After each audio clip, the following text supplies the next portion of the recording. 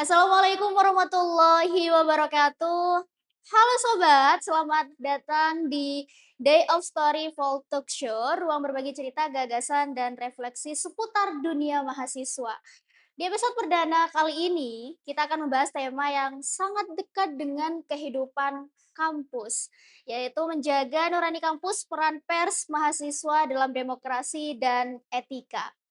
Pers mahasiswa itu bukan hanya soal menulis berita, tapi juga soal bagaimana keberaniannya, integritas, dan tanggung jawabnya.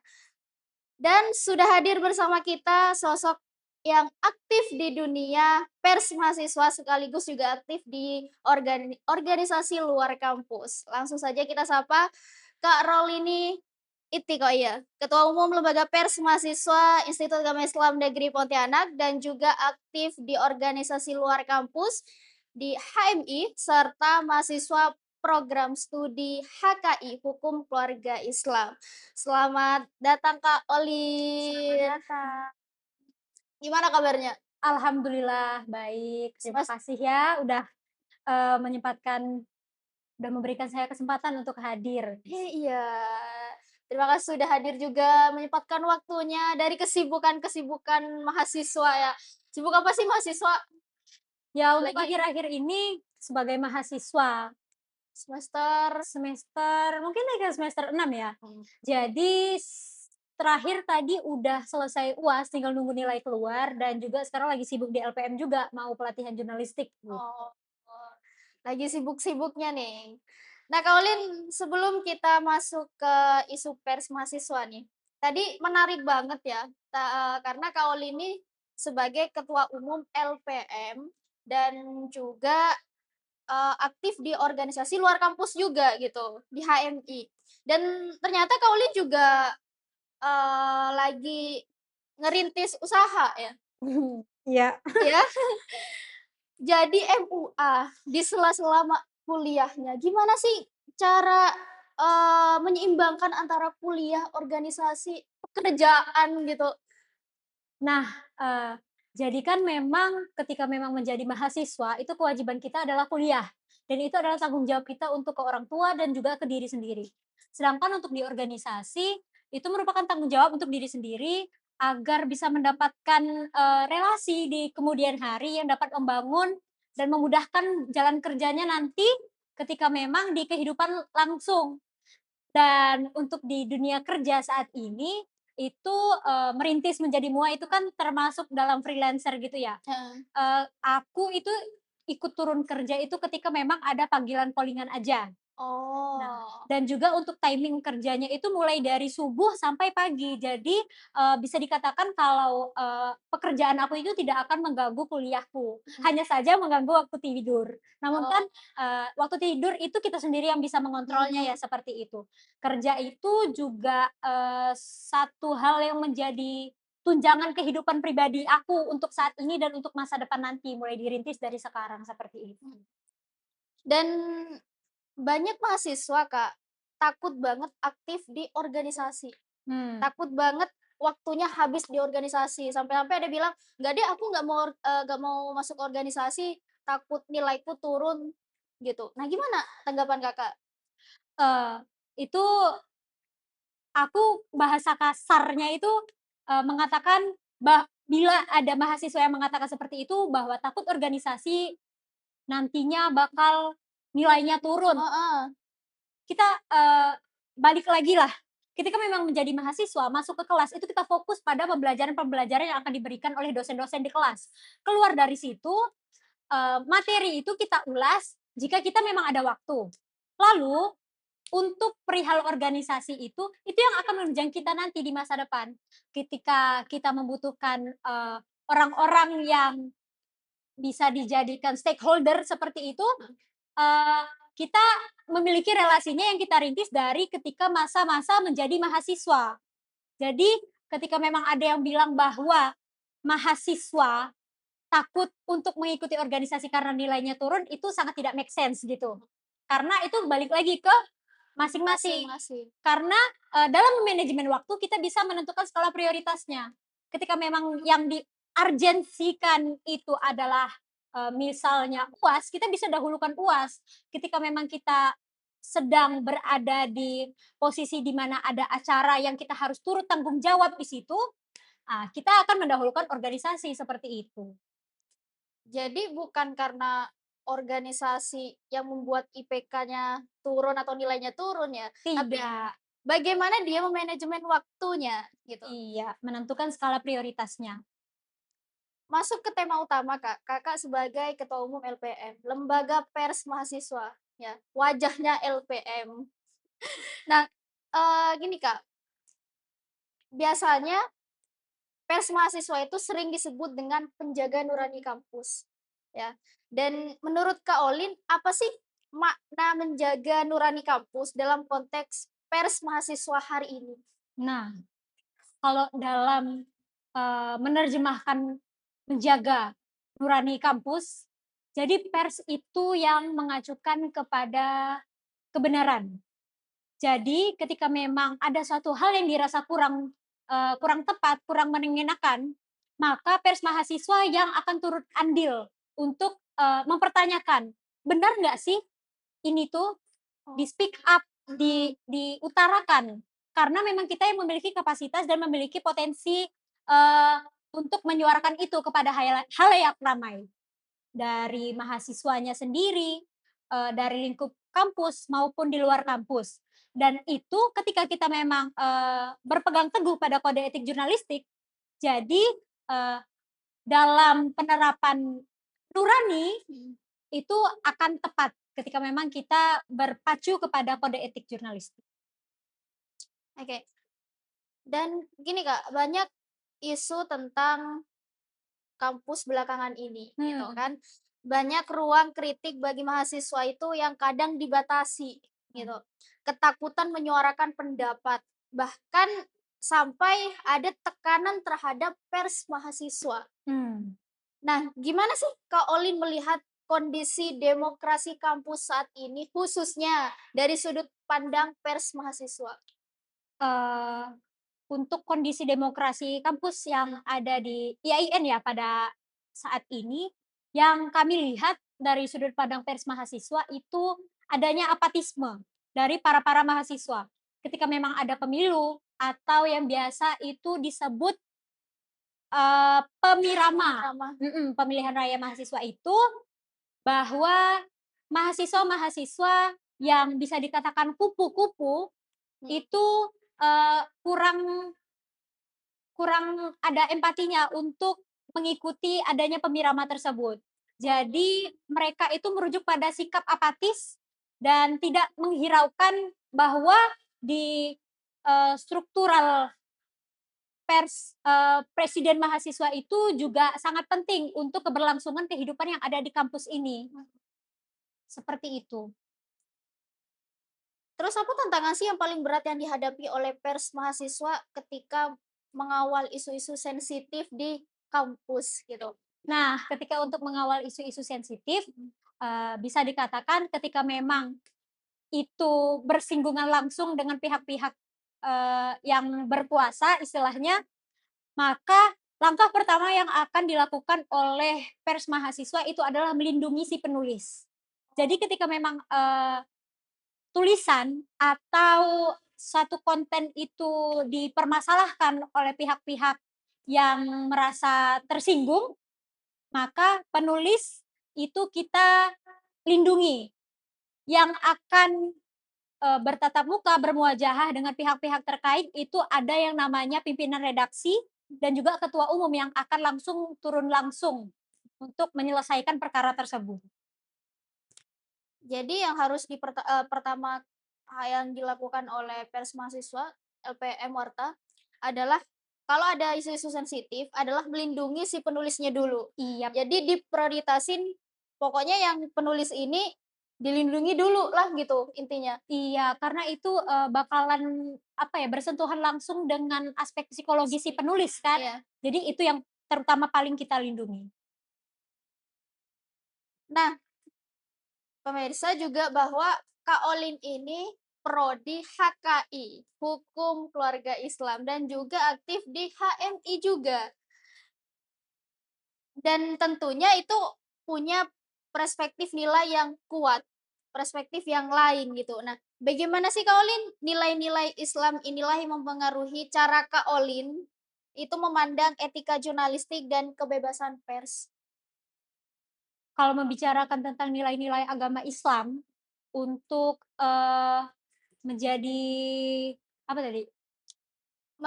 Memandang etika jurnalis. Nah, memandang etika jurnalis, itu bisa dikatakan sangat selaras ya, Mhm, karena etika itu adalah bagaimana cara kita bertingkah laku, sedangkan yang dikatakan etika itu sangat bercerminkan dengan ajaran-ajaran Islam, yang biasa kita katakan dengan tabayun atau klarifikasi ya. mhm. Nah, jadi etika dan kritik ya, ketika memang kita mengkritik, kita harus tetap menggunakan etika dengan nilai-nilai Islam, karena itu masih di satu koridornya. Karena kita LPM, Lembaga Pers Mahasiswa, dan di bawah naungan Institut Agama Islam Islam. Negeri Pontianak, jadi kita harus tetap selaras, tetap harus mencerminkan nilai-nilai Islam yang ada di Iya iya, YIN. Pak. Nah, di satu sisi kan kita sebagai pers itu harus kritis ya, tapi di satu sisi juga harus, apa ya, ada adab dan etikanya gitu. Menurut kalian di mana sih batas kritik yang membangun dan kritik yang melanggar etika? Hmm,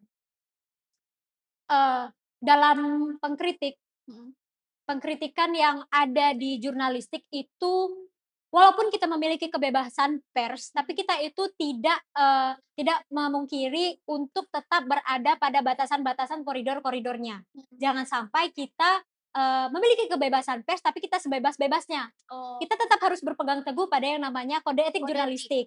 Jadi dengan adanya kode etik jurnalistik tersebut, itu bisa kita jadikan kiblat. Jangan sampai kita menyebarkan berita bohong, berita hoaks, tidak memverifikasi 2 langkah dan, lain semacamnya seperti itu. Untuk, menjadikan hasil-hasil tulisan-tulisan kita itu konstruktif, kita membangun tidak cuman menjatuhkan, seperti itu. Oke. Tadi bilang bahwa, agar kita juga kiblat kita adalah kode etik kan ya, kode etik jurnalis. Agar apa? Agar tidak ada yang namanya hoaks. Nah, di era sekarang Kak Olin, di era sosial media, semua orang itu kan bisa jadi jurnalis. Ada apa-apa tinggal foto, posting, gitu. Nah, gimana sih, eee, semua jadi jurnalis, cuma nggak semua paham etika dan verifikasi kan. Nah, bagaimana sih posisi pers mahasiswa di tengah maraknya konten viral, konten hoaks, dan opini sepihak di media sosial kampus gitu? Atau enggak yang ada di media sosial sekarang lagi rame tentang hoaks segala macam, tiba-tiba tentang kampus ini, kampus YIN, bla bla bla, yang tidak sesuai ternyata. Nah, itu gimana, Kak? Nah, jadi seperti yang sedang maraknya itu kan banyak akun-akun yang tidak Iya, terintegritas bahwa dia itu pers atau jurnalis, mhm. hanya, masyarakat biasa, mahasiswa biasa yang membikin akun bisa kita katakan akun bodong. Bodong. Dia mengisikan Iya, tentang kritik-kritiknya yang hanya, menjelek-jelekan suatu pihak mhm. tanpa, memiliki nilai konstruktif tadi. Pandangan dari pers untuk menanggapi hal itu ketika memang itu suatu yang kontroversial, suatu yang sangat-sangat, bisa memancing amarah amarah netizen-netizen, mahasiswa-mahasiswa yang lainnya, kita sebagai pers tidak mengedepankan yang namanya speed atau kecepatan. Kecepatan. Yang kita, unggulkan itu adalah ketepatan. Jadi ketika memang kita itu adalah pers, adalah suatu organisasi yang terintegritas dan tervalidasi, yang dilindungi undang-undang juga, jadi orang-orang bakalan, memiliki suatu kepercayaan bahwa yang dipublis oleh pers mahasiswa atau LPM Warta itu adalah suatu yang akurat, Mhm. bukan hanya kecepatan yang, menimbulkan suatu kontroversial seperti akun-akun bodong, demikian. Karena kita cepat belum tentu tepat kan. Iya, benar sekali. Dan gimana sih, Kak, strategi lembaga pers mahasiswa Warta agar tetap dipercaya, agar tetap relevan dan bisa dibaca oleh mahasiswa hari ini, khususnya generasi Z? Untuk para generasi Z Heeh, para generasi Z, Z. untuk tetap mempercayai LPM itu bisa kita mulai dari saya pihak, LPM Warta IAIN tersendiri untuk membangun kepercayaan dengan, memberikan suatu konten-konten Mhm. ataupun, tulisan-tulisan yang benar-benar aktual faktanya. Dengan demikian, eee, para pemirsa yang ada di rumah, ataupun mahasiswa dan netizen-netizen generasi Z, demikian akan, mempercayai LPM Warta IAIN Pontianak dengan keakuratan dari berita-berita yang ditampilkan, demikian. Dan ini juga kan, apa ya, di LPM juga kita nggak sembarangan kan, kita punya kiblat juga yang, kode etik. Dan sebelum kita jadi pers mahasiswa juga ada yang namanya wawancara, PJTD, PJTL. Jadi, Yaps, apa ya, untuk menjadi pers itu juga ada step by step-nya. Jadi nggak langsung kamu masuk LPM langsung bisa nulis nih, enggak. Tapi kita punya ada bisa dijelaskan wawancara, mhm, PJTD, dan PJTL, dan itu semua itu bersertifikat gitu kan ya. iya. Mungkin aku jelasin dulu yang dari step by step. Nah, jadi dalam perekrutan menjadi anggota dari LPM Warta IAIN Pontianak itu memiliki beberapa step. Yang pertama itu adalah kita disebut sebagai calon wartawan. Masih calon wartawan berarti belum dikukuhkan. Setelah menjadi calon wartawan, kita akan melaksanakan yang nama wawancara. Wawancara itu, di sana para cawan itu akan dipertanyakan keseriusan, kesanggupan, dan kemampuannya untuk menjadi, jurnalis. Setelah itu kita akan memberikan pembekalan kepada cawan-cawan itu dengan pelatihan jurnalistik tingkat dasar. Setelah pelatihan jurnalistik tingkat dasar, di pelatihan jurnalistik tingkat dasar itu kita akan memberikan materi-materi yang menjadi bekal untuk para cawan yang kemudian hari akan menjadi jurnalis di LPM Warta IAIN Pontianak. Belum sampai situ saja, setelah PJTD kita ada yang namanya pelatihan jurnalistik tingkat lanjut. Ketika memang seseorang cawan itu dikatakan lulus atau sanggup, akan dilanjutkan dan dikukuhkan di pelatihan jurnalistik tingkat lanjut. Maka disitulah ketika memang cawan itu lulus sanggup, untuk, mengikuti pelatihan jurnalistik tingkat lanjut hingga akhir, maka ialah yang akan dikukuhkan dan menjadi bagian dari anggota LPM Warta IAIN Pontianak. Jadi ada step by step-nya kan. Jadi, kalau ada di luaran sana orang bilang, "Kayaknya LPM nih enak banget ya," maksudnya kayak tiba-tiba ngerilis, tulisan Oh gitu. enggak. Karena kita juga punya step by step tadi, ada wawancara, ada PJTD, PJTL. Jadi ada perjalanannya untuk kita bisa nulis, untuk kita bisa, eee, menulis berita, wawancara, reportase, dan lain sebagainya gitu.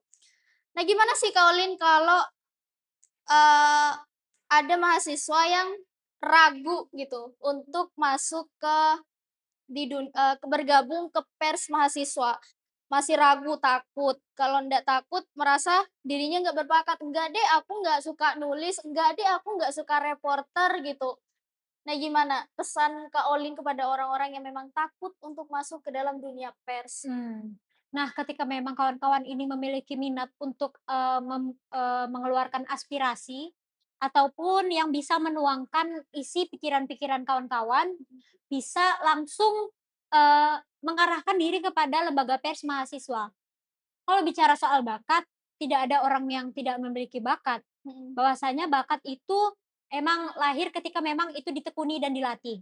Seiring berjalannya waktu, kita di sini sama-sama belajar, belajar untuk menulis, menulis berita, opini, feature, dan lain sebagainya.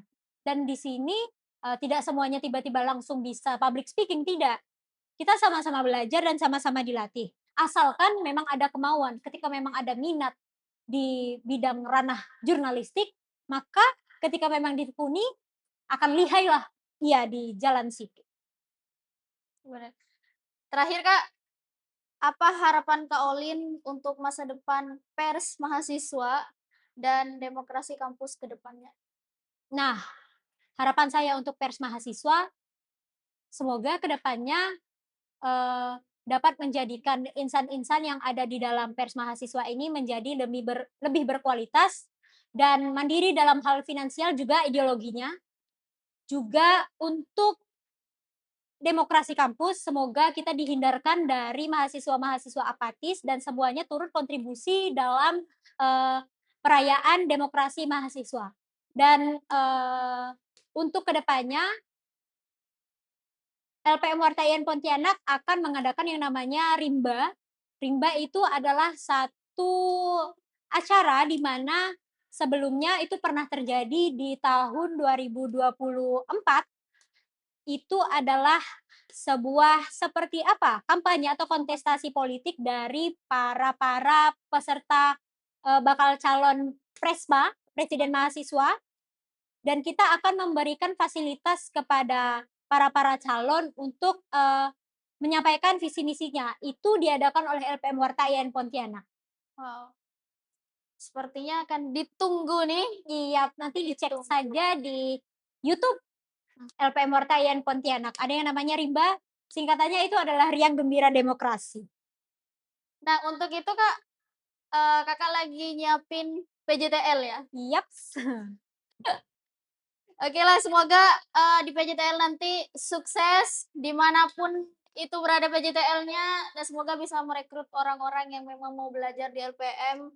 Karena sebenarnya tuh benar yang dikatakan Kak Olin, bahwa, kemampuan kita itu kita yang nyiptain. Kalau kita mau belajar, kita akan dapat itu. Kalau tidak, ya kita cuma dapat bahwa, ya udah cuma anak LPM kok nggak dapat ilmunya. Jadi kita organisasi itu boleh berorganisasi itu harus ya kan, harus karena itulah yang kita dapat nantinya, bukan karena menurut aku sih Kak Olin ya, di kampus itu materi itu hanya 30%, 70% itu kita dapat dari luar. Dari luar di mana? Kita berorganisasi, entah itu di dalam kampus atau di luar kampus gitu. Oke Kak, terima kasih Kak Iya, Olin, terima kasih juga. udah menyempatkan waktunya dari kesibukan-kesibukan mahasiswa, kesibukan organisasi, kesibukan mau rencanain PJTL. Ya Iya, Allah, makasih ya Kak, terima udah kasih menyempatkan banyak. waktunya Iya.